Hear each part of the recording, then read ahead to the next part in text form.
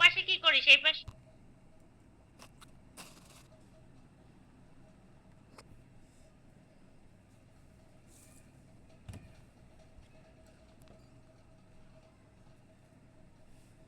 ফারজানা কেমন আছেন?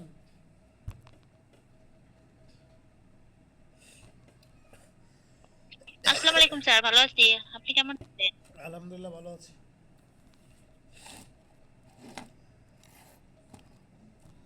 আশা করতেছি আপনার পেপারসগুলো আগামীকাল জমা হয়ে যাবে। তারপরে ওর ডিটেলস আপনাকে জানাই দিব। নওরিন ভালো আছেন? জি স্যার। আচ্ছা, ধন্যবাদ স্যার। জি ভাইয়া, ভালো আছি। আপনি ভালো আছেন? হ্যাঁ ভালো আছি। মিরাজ কেমন আছো? আলহামদুলিল্লাহ। আসসালামু আলাইকুম ভাই, ভালো আছেন? ওয়ালাইকুম আসসালাম, ভালো আছি। তোমার অনেকদিন খোঁজ খবর ছিল না। আমি তো ভাই কতদিনও ক্লাস করলাম, কিন্তু একটু শেষের দিকে আসছিলাম, মানে ও একটু আচ্ছা, রাত হয়ে গেছিল আর কি। হ্যাঁ বুঝতে পেরেছি। তারিন ভালো আছেন?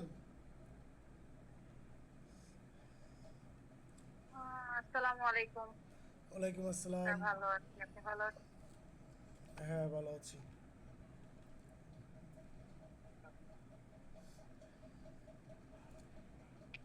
স্যার, একটা প্রশ্ন ছিল। হ্যাঁ শিওর। স্যার, আমরা ওই যে এখন কি এই ফৌজদারির নতুন সংস্করণ, এটা কি আমরা 2025 লিখবো? বুঝি না, আবার বলেন প্রশ্নটা। সর্বশেষ সংস্করণ হ্যাঁ মানে এই যে ফৌজদারির ইসে কার্যবিধির সর্বশেষ সংস্করণ কি আমরা এখন 2025 লিখবো? অবশ্যই লিখবেন। শোনেন, লেখার নিয়মটা এরকমের: ফৌজদারি কার্যবিধি 1898, ব্র্যাকেটে লিখবেন সংশোধনী হ্যাঁ, 2025, ব্র্যাকেটে লিখবেন সংশোধনী 2025।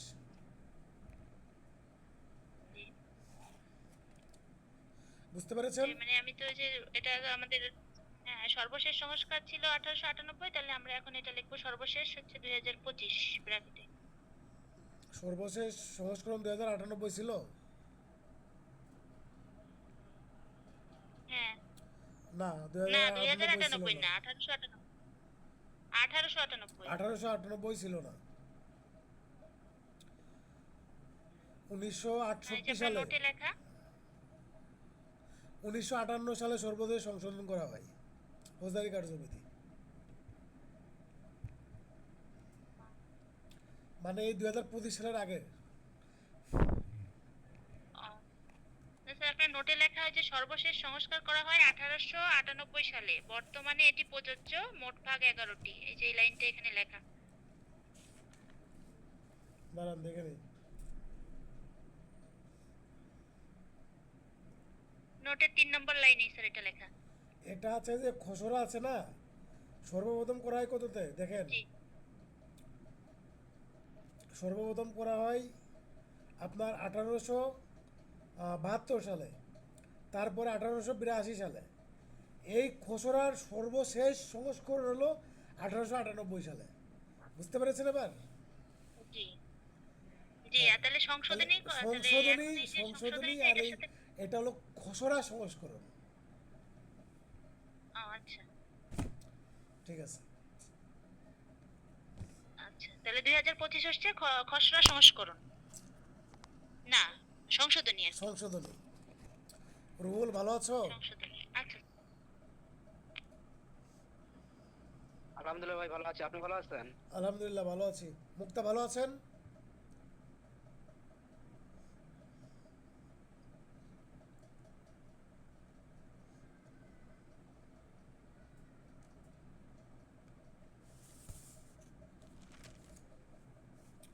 আমরা গত ক্লাসে কত ধারা পর্যন্ত পড়িয়েছিলাম?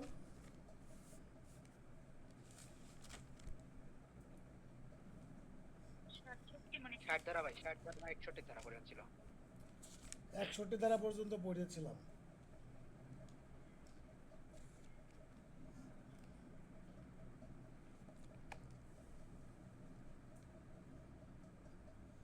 শারমিন ভালো আছেন?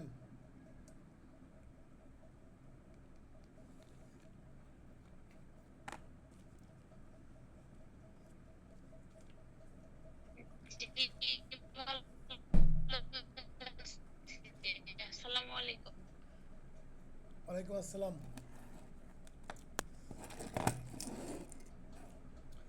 আচ্ছা, আপনারা গ্রুপে যে কোনো একজন লাস্ট একটা এসএমএস দেন, আমরা ক্লাস এখনই শুরু করব।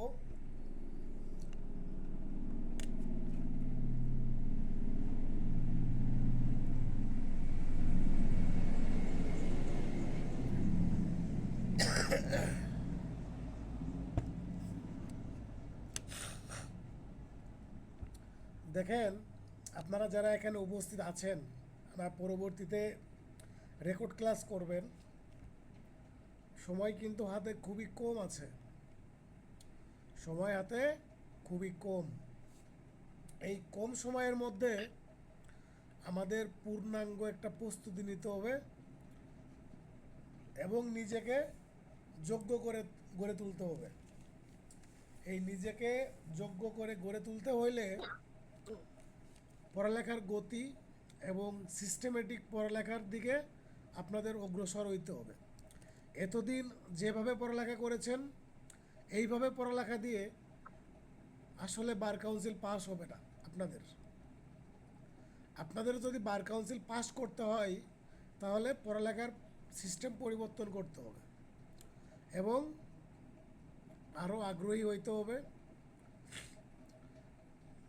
এখন বার কাউন্সিলের যে প্রশ্ন প্যাটার্ন, এটা নির্ভর করবে জুডিশিয়ারির মাইন্ডের উপর যারা প্রশ্ন করবেন, কিন্তু জুডিশিয়ারি আপনার সহজ প্রশ্ন আপাতত করবে না,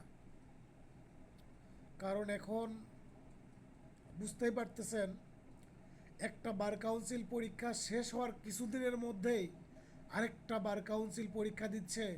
তার মানে এত কম সময়ের মধ্যে আরেকটা বার কাউন্সিল পরীক্ষা নিলে সেক্ষেত্রে কিন্তু আপনার এই সহজ প্রশ্ন দিয়ে পরীক্ষা নিবে না, ক্রিয়েটিভ প্রশ্ন এবং ডিপ থেকে প্রশ্ন করবে। সেজন্য এই সিস্টেমেটিক পদ্ধতিতে আপনাদের আগাইতে হবে। সিস্টেমেটিক পদ্ধতিতে যদি না আগান তাহলে কিন্তু সম্ভব না। সুতরাং আপনাদের এখন একটাই লক্ষ্য, আইনজীবী হওয়া। আর আইনজীবী হইতে হইলে আপনাদের পিলি এবং লিখিত উভয়ের দিকে কনসেন্ট্রেট করতে হবে। উভয়ই আপনাদের সমানভাবে ফোকাস দিয়ে সামনে আগাইতে হবে। এখন লিখিতের জন্য আপনারা কি করবেন? শুধু পিলি পাস করলে তো আর হবে না, লিখিতও পাস করতে হবে। লিখিততে খুব কম সময় পাবেন।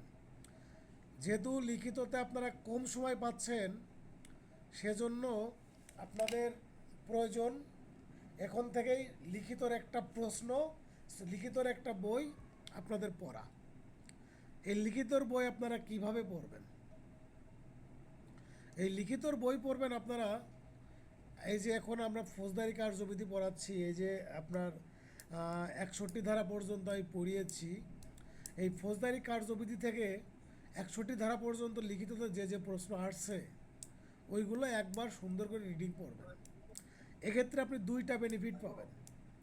একটা হচ্ছে আপনার লিখিতর পড়া একবার হয়ে যাচ্ছে, আর 2 নম্বর বেনিফিট হচ্ছে আপনি যদি একবার লিখিত যদি পড়ে শেষ করেন, তাহলে পিলিতে যদি আপনি 50 নাম্বার পান, আর আপনি যদি একবার লিখিত শেষ করেন, তাহলে আপনি আরও 5 নাম্বার বেশি পাবেন, সেক্ষেত্রে 55 নাম্বার পাবেন আপনি। কারণ হচ্ছে লিখিত পড়লে আপনার কিছু কিছু বিষয়ের কনসেপ্ট খুব দ্রুত ক্লিয়ার হয়ে যায়। এই জন্য আপনাদের উচিত, এখন থেকেই উচিত নাকি আপনার ম্যান্ডেটরি, সেজন্য লিখিতর একটা বই আপনাদের অবশ্যই পড়তে হবে এখন থেকে। লিখিতর বইটা হচ্ছে আপনার পড়বেন, একবার রিডিং পড়বেন, এটা কিন্তু আপনার এই পিলির জন্য মেন ভূমিকা পালন করবে না, সাইড হিসাবে আপনাকে হেল্প করবে।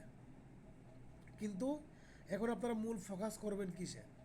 মূল ফোকাস করবেন আমার নোটে, মূল ফোকাস করবেন যাদের কাছে আইন পাঠ আছে অথবা পিলি মাস্টার আছে, যে কোনো একটা, দুইটা কেউ কখনোই পড়তে যাবেন না, কোনো অবস্থাতেই কেউ দুইটা বই পড়বেন না, হয় আইন পাঠ না হয় পিলি মাস্টার, দুইটা চলে গেল। তাহলে আমার নোট 1, 2 নম্বর হচ্ছে যে কোনো একটা বই, আর 3 নম্বরটা হচ্ছে লিগাম প্রশ্ন ব্যাংক, লিগাম প্রশ্ন ব্যাংক। আর আমি যে পরীক্ষাগুলো নিচ্ছি এই পরীক্ষার প্রত্যেকটা পরীক্ষাতে অ্যাটেন্ড করা এবং আমার প্রত্যেকটা প্রশ্ন অ্যানালাইসিস করা। প্রত্যেকটা প্রশ্ন অ্যানালাইসিস করলে আপনারা এখান থেকে আপনাদের যোগ্যতা বহুগুণে বৃদ্ধি পাবে। এবং আমার প্রত্যেকটা প্রশ্ন যদি আপনারা অ্যানালাইসিস করে পড়েন এবং উত্তর করার চেষ্টা করেন, তাহলে আমার প্রশ্নে যদি আপনারা 60% নাম্বারও পান, তাহলে আমি মনে করব যে আপনারা সিকিউরড জোনে আছেন। সুতরাং এই যে আমি কয়েকটা পদ্ধতি আপনাদের দেখাইলাম, যেহেতু সময় কম, আমরা কিন্তু এখন সেই আগের গতানুগতিক পড়ালেখার দিকে আর ঝুঁকব না। এখন আমরা নতুন ধারাতে নতুন করে শুরু করব, নতুন পদ্ধতিতে, সিস্টেমেটিক ওয়েতে, যেন আমাদের এখানে যতজন আছেন একজনও ফেল না করেন। আমি এটুকু আপনাদের শিওর দিচ্ছি যে আপনারা একজনও ফেল করবেন না, যদি আমি যে রেফারেন্সগুলো আপনাদের দিয়েছি, যে পদ্ধতিগুলো আপনাদের দিয়েছি, এবং আমার কথা যদি আপনারা অনুধাবন করেন। আরেকটা কথা হচ্ছে যে যারা এখন ক্লাস করতেছেন এবং রেকর্ড ক্লাস করবেন, কেউ যদি মনে করেন যে আপনার এক জায়গা পড়ে হচ্ছে না, আমি আরেক জায়গা পড়ব, এই ধরনের টেন্ডেন্সি টোটালি মাথার মধ্যে থেকে ঝেড়ে ফেলাই দিবেন।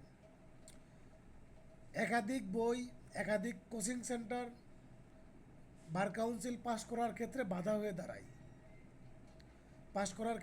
হয়ে দাঁড়ায়। আপনি কোনটা ফলো করবেন, কিভাবে পড়বেন, এইটা যে কোনো একজনকে, সেটা আমার কাছে হোক বা আরেকজনের কাছে হোক, যে কোনো একজনকে অনুসরণ করে পড়তে থাকবেন। এবং আমি যে বইগুলো বলেছি এই বইগুলোই পড়বেন, এর বাইরে পড়বেন না, সেটা অন্য কারো কাছে পড়লেও এবং আমার কাছে পড়লেও। সুতরাং আপনারা একাধিক জায়গা এবং ওই ফেসবুকে বা অন্যান্য জায়গা বিভিন্ন রকমের আপনার অনেকেই মন্তব্য ছাড়ে, অনেকেই বিভিন্ন ফাঁদে ফেলানোর জন্য ট্রাই করবে, এইগুলোতে পা দেওয়া যাবে না। এখন আপনাদের মূল টার্গেট হচ্ছে যে সময় আছে কয় মাস? আজকে 10 তারিখ, আমরা নভেম্বরের 28 তারিখে পরীক্ষা হবে। তাহলে আমরা সময় পাচ্ছি 2 মাস, এই ধরেন যে 2 মাস 15 দিন, এই 75 দিন সময়, that's enough time to pass bar council. এই সময়টা যথেষ্ট পরিমাণে সময়, কেউ যদি এখন থেকেও শুরু করেন তারাও পাস করবেন। কিন্তু পড়তে হবে কিভাবে? ভুল পদ্ধতিতে পড়া যাবে না, ভুল হইতে সামনে আগানো যাবে না, সঠিক বই পড়তে হবে, সঠিক গাইডলাইন ফলো করতে হবে। বেশি পরিমাণে বই পড়া যাবে না, বেশি পরিমাণ বই বলতে অত্যাধিক সংখ্যক বই পড়া যাবে না। আমি যে একটা বইয়ের কথা বলেছি, সাথে লিগাম প্রশ্ন ব্যাংকের কথা বলেছি, আমার নোটের কথা বলেছি। এর বাইরে আপনাদের আর কোনো বই, আর কোনো নোট, আর কোনো কিছু টোটালি পড়া লাগবে না। না মানে না। ভাই লিগাম লিগাম প্রশ্ন ব্যাংকটা কি ইসের বই, রিটেনের বই? এটা ইসের জন্য, পিলির জন্য। যখন লিগাম পিলির, প্রশ্ন ব্যাংক মানে কিনবেন, লিগাম প্রশ্ন ব্যাংক যখন কিনবেন, কেনার সময় আপনারা অবশ্যই ওইখানে মেনশন করবেন যে লিগাম প্রশ্ন ব্যাংক অ্যাডভোকেটশিপের জন্য। লিগাম প্রশ্ন ব্যাংক দুইটা